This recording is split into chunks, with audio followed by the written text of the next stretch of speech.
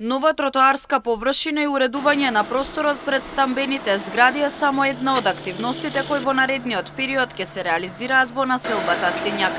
За оваа активност на терен се издвоени нешто повеќе од 800.000 денари, пари од буџетот на општина Штип. Градоначалникот Иван Јорданов посочи дека се работи на запоставена површина и дека во наредниот период ќе се работи на зголемување на безбедноста за жителите од овој дел од градот. Се работат на неколку локации во населба Сењак. Една од локациите кои што деновиве ќе се третира е на улицата Борис Крагер, тротоарска површина и платоа пред самите стамбени згради кои што се наоѓаат на улицата Борис Крагер во населбата Сењак. Повеќе од 800.000 денари ќе бидат потрошени за поставување на павер елементи и уредување на една запоставена површина.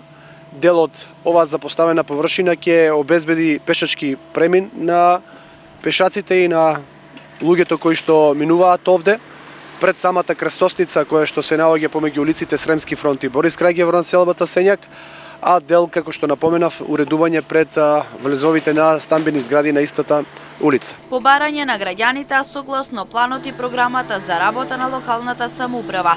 Во населба Сењак се предвидени нови паркинг површини, паркови, зеленило и слично. Споменав дека се работат неколку локации во оваа населба, која што една од поголемите е предвидено паркинг површини, предвидени се зелени површини, тротоарски површини, така да сето ова е предвидено согласно програмата и согласно буџетот на општина Штип и очекувам до крајот на оваа година сите активности кои што се започнати во населбата Сењак да бидат финализирани и завршени.